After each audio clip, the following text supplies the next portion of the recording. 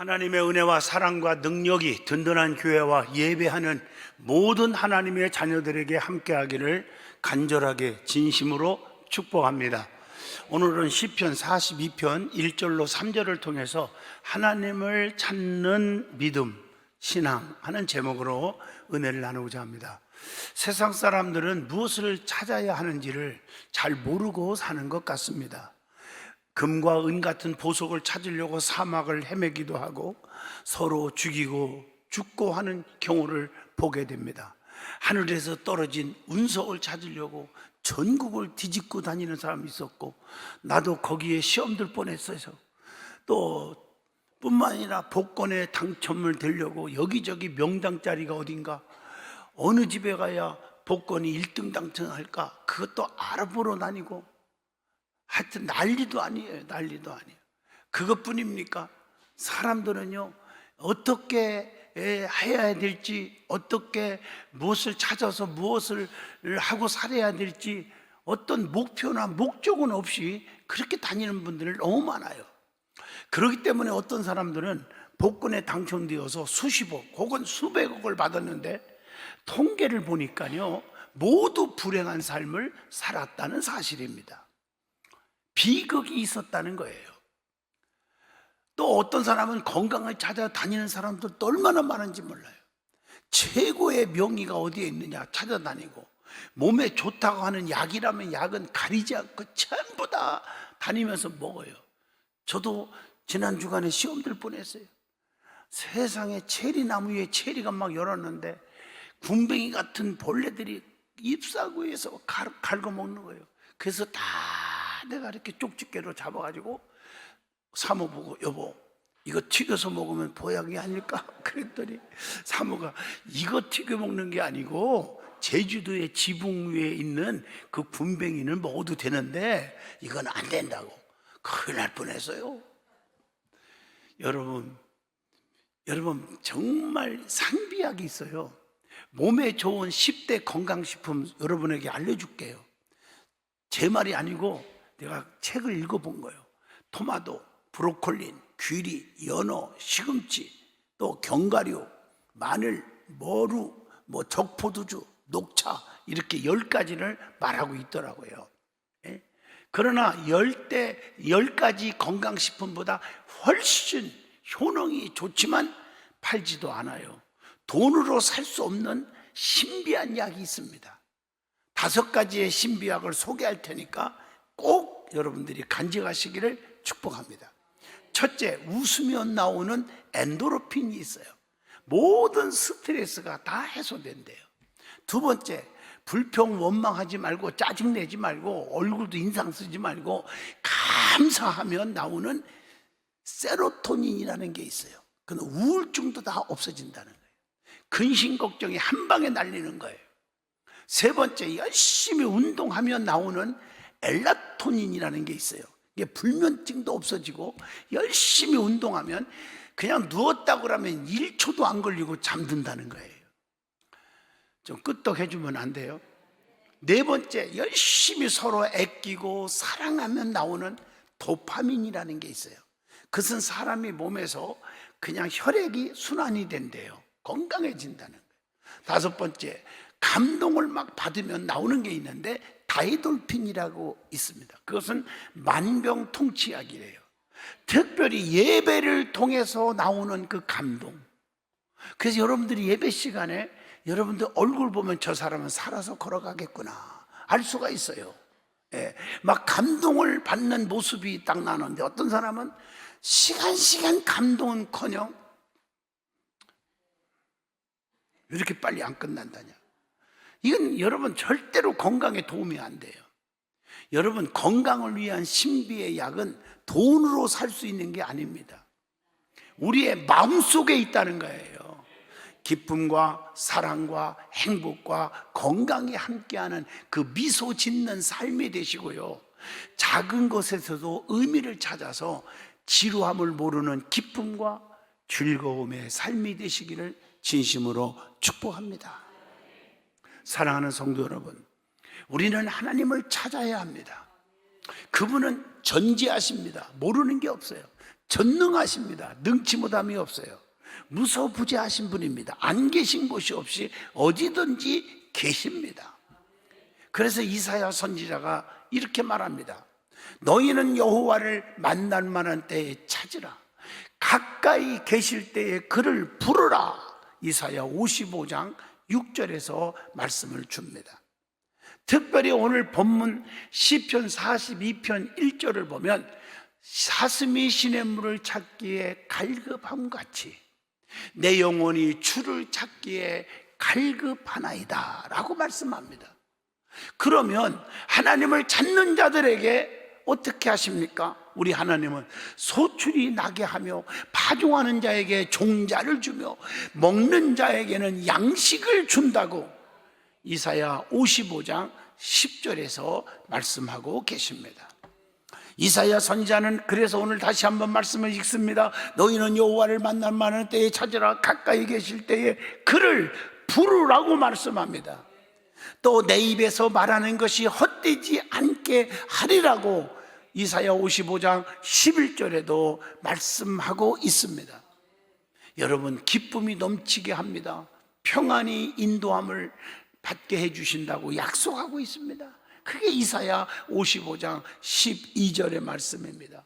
에레미야 선지자도 백성들에게요, 에레미야 29장 13절을 통해서 너희가 온 마음으로 나를 구하면 나를 찾을 것이요 나를 만나리라 이렇게 약속하고 있고, 다윗도요 시편 27편 8절을 보니까 너희는 내 얼굴을 찾으라 하실 때에 내가 마음으로 주께 말하되 여호와여 내가 주의 얼굴을 찾으리이다 하였나이다 이렇게 말씀하고, 아모스 선지자도 아모스 5장 4절에 보면 너희는 나를 찾으라 그리하면 살리라 이렇게 말씀하고 계십니다. 죽고 싶은 사람은 하나님 찾지 마세요. 살고 싶은 사람은 하나님을 찾으라고 성경에 수도 없이 기록되어 있다고요. 왜 하나님을 안 찾습니까? 성도 여러분, 하나님을 찾아서 손해볼 일이 없다는 거 아셔야 합니다. 그래서 오늘 본문 말씀을 하나님을 찾는 신앙이라고 하는 제목으로 저와 여러분이 깊은 은혜의 시간을 갖고자 합니다. 제일 먼저 하나님이 누구시기에 찾으라고 말씀하고 있는지 먼저 생각해 봅니다. 첫째, 하나님은 살아계신 하나님이십니다. 시편 42편 2절 오늘 본문 말씀에 내 영혼이 하나님 곧 살아계시는 하나님을 갈망하나니 이렇게 말하고 있어요. 오늘 본문 말씀에 그렇게 기록한 것은 천지를 창조하신 분이 하나님이라는 거예요. 창세기 1장 3절 나의 힘이 되신 여호와여 내가 주님을 사랑합니다. 시편 18편 1절에 하나님은 나의 힘이 되어주시는 분입니다. 또 그분은 지금 여기 계신 하나님이심을 믿으라고 히브리서 11장 6절에 말씀합니다. 두 번째로 하나님은 나를 보호해 주시는 하나님이십니다. 그래서 우리는 하나님만 바라보고 믿기만 하면 됩니다. 시편 62편 1절에 보니까 나의 영혼이 잠잠히 하나님만 바라며 나의 구원이 그에게서 나오는 도다 이렇게 말씀합니다. 하나님께 마음을 드리면 멸시치 않으시고 바로 응답하신다고 에레미야 33장 2절 3절에 말씀합니다. 그래서 시편 50편 15절에 환난 날에 나를 부르라 내가 너를 건지리니 네가 나를 영화롭게 하리로다 이렇게 말씀하고 계십니다. 세 번째로 하나님은 축복해 주시는 하나님이십니다. 아브라함이 하나님을 최고로 사랑했더니 하나밖에 없는 아들 100세에 난 아들을 사랑했더니 창세기 22장 16절로 18절 하나님이 엄청난 축복을 아브라함에게 부어주셨습니다. 그 축복을 여러분 요약하면 믿음의 조상이 되게 하셨잖아요. 로마서 4장 16절. 또 복의 근원이 되게 하셨잖아요. 창세기 12장 2절의 말씀. 자손이 잘 되고 번창하는 자손의 복을 주셨음을 창세기 22장 17절을 말씀하고 있어요. 그것뿐입니까? 물질의 거부가 되게 하셨어요. 창세기 24장 35절에 기록되어 있어요.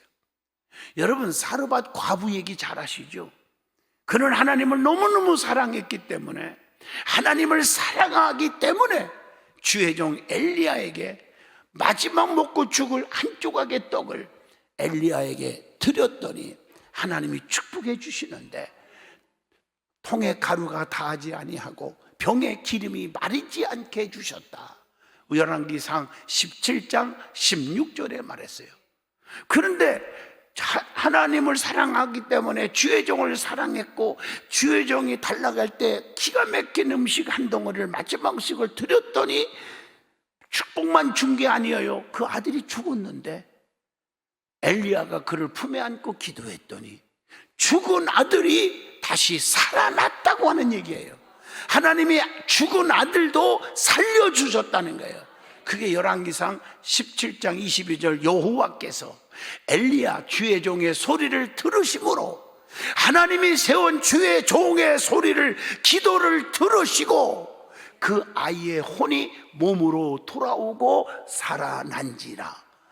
아니, 주의 종이 엘리야가 간절히 기도했더니 하나님이 그 기도를 들으시고 그 아이의 영혼을 살려줬다. 내 말이 아닙니다. 하나님 말씀이에요. 해석은 여러분들이 더 깊이 내려주시길 바라요. 하나님은 환경을 초월해서 하나님을 사랑하는 자를 사랑하시고 축복해 주셨습니다. 요셉 보세요. 보디발의 집으로 종으로 팔려갔지만 총리가 되잖아요. 창세기 41장 41절. 다니엘 보세요. 포로로 잡혀갔는데 수석 총리가 되게 해주잖아요. 다니엘서 6장 1절로 2절. 야곱 보세요. 애삼촌 집으로 도망간 신세였지만 하나님께 단을 쌓고 3가지 소원을 했더니 야곱이 엄청난 축복을 받고 축복의 조상이 될 수가 있었잖아요. 창세기 28장부터 32장까지 보면 그렇게 기록되어 있어요. 하나님이 나의 하나님이 될 것입니다. 반드시 10분의 1을 하나님께 드리겠나이다. 하나님의 성전을 세우겠습니다. 이것 때문에 하나님께서 죽을 때까지 야곱에게 축복을 주셨다는 겁니다. 여러분, 하나님이 우리를 향해서 주시는 축복의 원칙이 있습니다. 누가복음 6장 38절, 주라 그리하면 너에게 줄 것이니 곧 후이되어 누르고 흔들어 넘치도록 하여 너희에게 안겨 주시리라. 얼마나 귀한 말씀입니까? 이 말씀을 한번 잘 읽어보세요. 무엇이든지, 이런 말이 나오죠. 요한복음 14장 13절. 무엇이든지. 또 구하는 대로 주신다. 마태복음 7장 7절. 빨리 속히 주신다. 누가복음 18장 7절. 좋은 것으로 주신다. 마태복음 7장 11절. 얼마나 멋있어요. 풍성하게 해주신다. 누가복음 6장 38절입니다. 또 한 가지, 믿음대로 주신다. 마태복음 9장 29절. 또 심는 대로 주신다. 갈라디아서 6장 8절. 행한 대로 주신다. 마태복음 16장 27절의 말씀입니다. 멋있잖아요. 자, 그러면 하나님을 찾으라고 그랬는데 하나님을 찾는다는 말에 대한 의미가 뭘고, 찾는 방법이 뭘고, 찾는 결과가 어떤 일이 일어날까, 이 말씀을 드리고자 합니다. 제일 먼저 하나님을 찾는다는 것은 어떤 의미가 됩니까? 하나님의 은혜를 사모한다는 의미가 있습니다.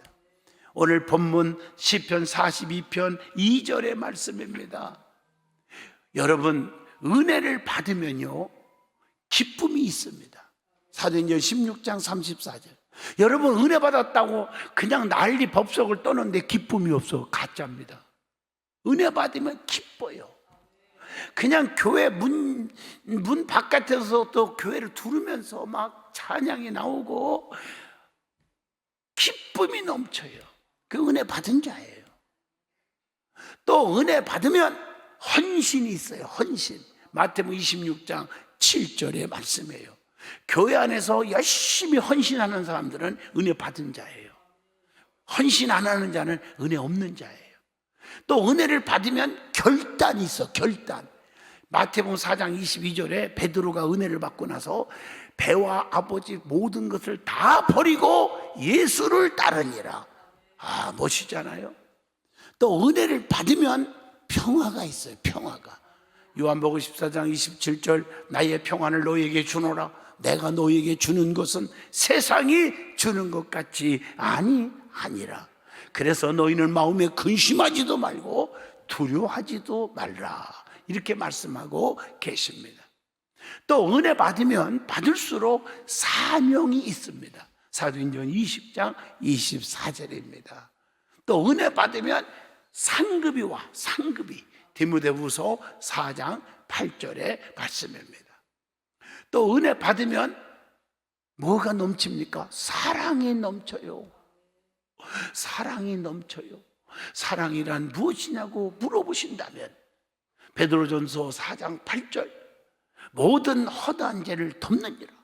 요한일서 4장 20절 누구든지 하나님을 사랑하노라 하고 그 형제를 미워하면 이는 거짓말하는 자니 보는 바 그 형제를 사랑하지 아니하는 자는 보지 못하는 바 하나님을 사랑할 수 없느니라.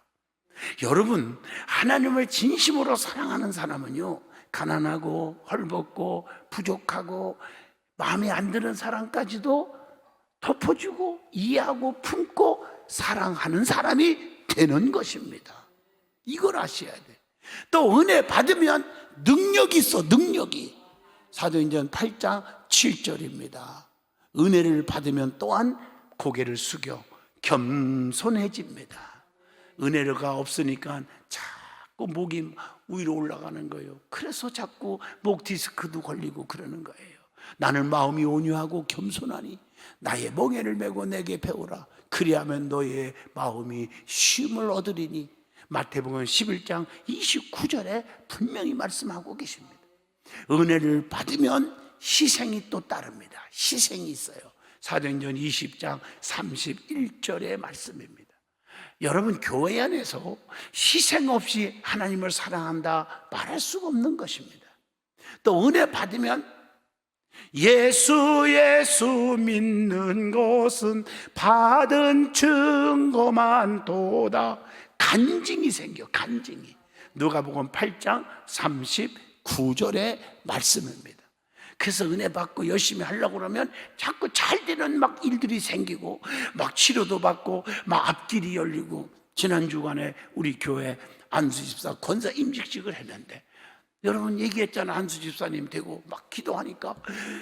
그리고 저한테 문자가 왔어. 목사님, 내가 안수 집사가 되고 이렇게 열심히 헌신하려고 하니까요, 우리 내 친동생이요 이번에 발표하셨듯이 고검장으로 승진했어요. 우리 교회 안수 집사님의 친동생이 대구 고검장이 되셨어. 내가 고검장이 된 것처럼 그렇게 기쁘더라고요. 은혜 받으면요 좋은 일이 생겨요. 간직거리가 생기더라는 거예요.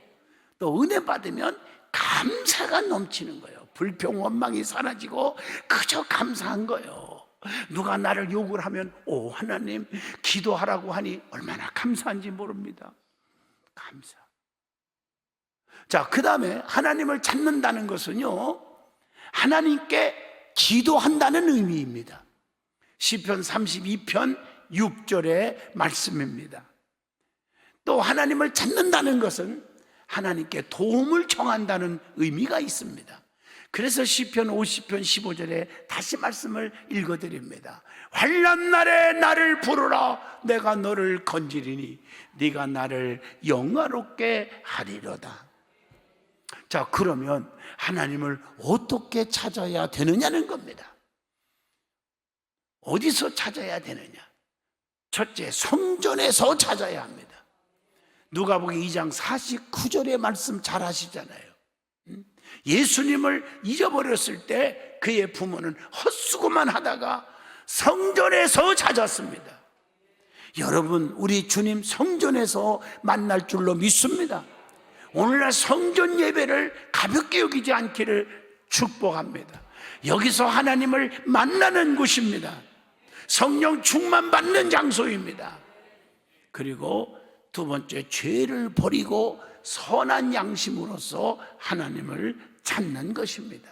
베드로전서 3장 21절입니다. 또 세 번째, 시련 속에서도 환난 속에서도 하나님의 뜻을 찾아 기다리는 것입니다. 야고보서 5장 11절의 말씀입니다. 간절히 하나님을 찾고 기도하는 것, 이게 중요한 겁니다. 이사야 55장 7절의 말씀이죠. 또 하나님께 뭘 구해야 돼요? 지혜를 구해야 돼요. 야고보서 1장 5절. 하나님 앞에 지혜를 구하지 않으니까 자기 고집대로 살아가. 하나님이 딱 보실 때 그 네 뜻이지 내 뜻이 아니야. 열심히 한 것 같은데 열매가 없고 상이 없어. 오히려 하나님의 징벌만 받아. 지혜가 있어야 돼. 주의하는 것도 지혜가 있어야 됩니다. 또 지혜를 얻으면 경건한 삶을 살게 된다는 거예요. 그래서 잠언서 9장 10절, 여호와를 경외하는 것이 지혜의 근본이요 거룩하신 자를 아는 것이 명철이니라. 참 중요한 말씀이잖아요. 자, 그러면 하나님을 자꾸 찾으라고 그랬는데 하나님을 찾으면 어떤 결과가 있느냐는 거예요. 첫째, 하나님을 찾으면 능력을 받습니다. 능력을 주십니다. 야고보서 1장 17절의 말씀입니다.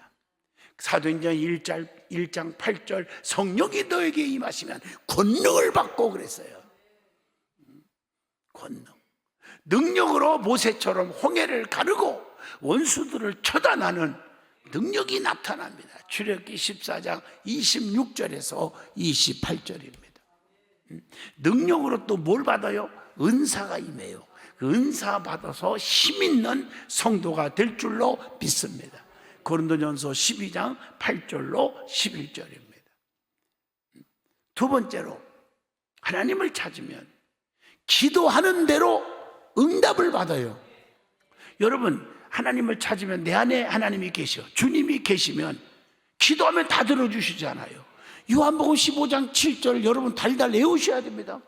너희가 내 안에 거하고 내 말이 너희 안에 거하면 무엇이든지 원하는 대로 구하라. 그리하면 이루리라.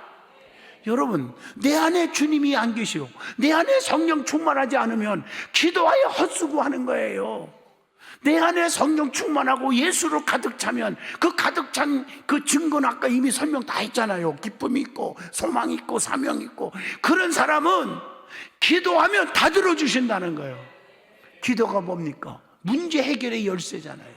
기도는 뭡니까? 심는 거예요. 심어 놓으면 때가 되면 열어요. 우리 연수원에도 보면 체리나무도 심고 감나무도 심고 배도 심고 천두복숭아도 심고 포도도 심고 다래도 심고 그러는데 전부 다 이게 언제 열매 맺나 했더니 여러분 한번 보세요. 얼마나 열매가 타닥타닥 열었는지 몰라요. 아직 익으면 따먹어야지. 이제는 따먹는 일만 남았어. 심는 대로 되는 거예요. 심어놓으면 열매를 거두는 시간이 온단 말이에요. 기도는 능력받는 지름길이에요. 여러분, 기도할수록 영성이 생깁니다. 그리고 기도할수록 변화와 구원의 축복이 따릅니다.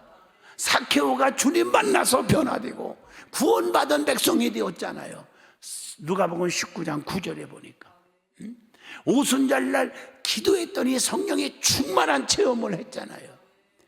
사도행전 2장 47절 말씀을 마치려고 합니다. 성도는 항상 하나님을 찾아야 합니다. 세상 사람, 세상 친구 너무 좋아하지 말고 하나님을 찾으세요. 물을 떠난 고기는 살 수 없듯이 주님을 떠나서는 살 수가 없습니다. 요한복음 15장 5절, 너희가 나를 떠나서는 너희가 아무것도 할 수 없음이니라 그랬어요. 어떤 집사님의 얘기를 하려고 합니다. 어느 집사님이 담임 목사님을 찾아가서 상담하면서 이렇게 질문합니다. 목사님, 저는 사는 게요 너무 힘들어요. 매일같이 이어지는 스트레스로 인해서 너무너무 나의 삶이 불행해요. 제발 저에게 행복할 수 있는 비결을 좀 가르쳐 주세요.